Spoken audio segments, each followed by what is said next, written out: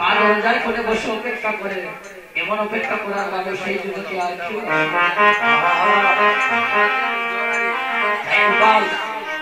দাদা বললো আমাকে জড়িয়ে ধরে বলছি, দাদা আমি আর খেলা করবো না, আমাকে নিয়ে বাড়ি চলুন, আমার মা আমার জন্য বসে অপেক্ষা করছে, আমাকে ঘরে যেতে হবে। চেয়ে দেখো দাদা গগন মন্ডলে আর ওদিকে বেলা নয়,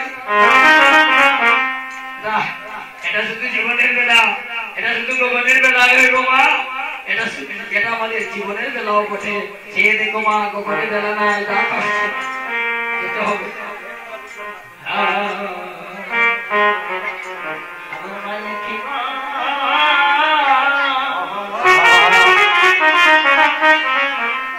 আরে শূন্য বলি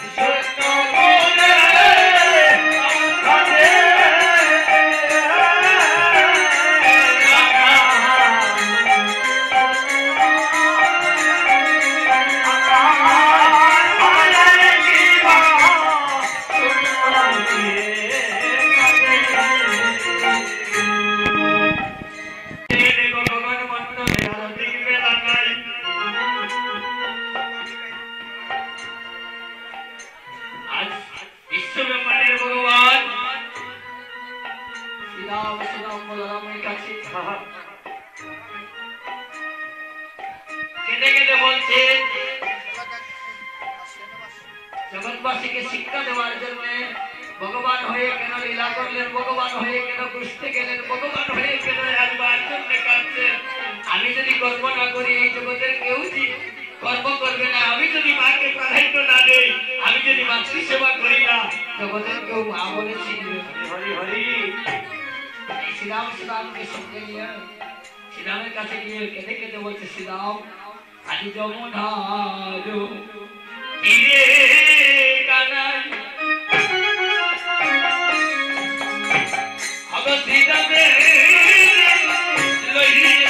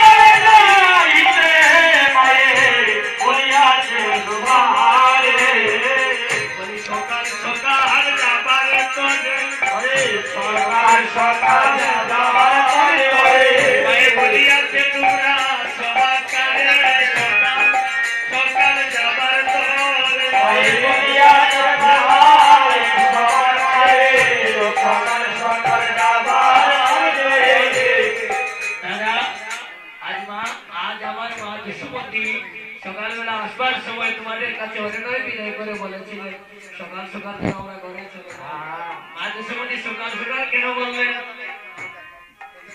সকাল সকাল করে আসবার কথা গোপর আকাল বালককে বললেন সকাল সকাল বাড়ি চলে এসো।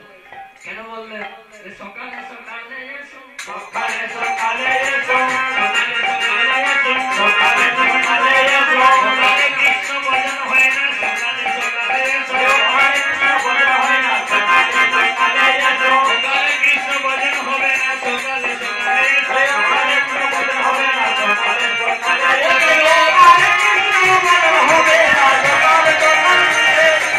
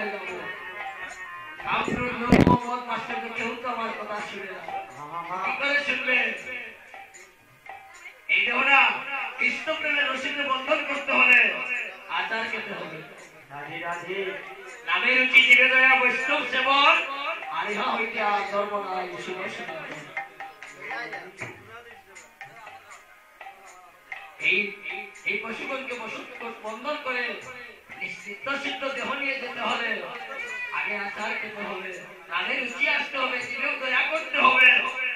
কীট পতঙ্গ তরুলতা সমুদ্রে সমুদ্রে হরিবে যখন রোজের নিগুণ তত্ত্ব জানিবে তখন।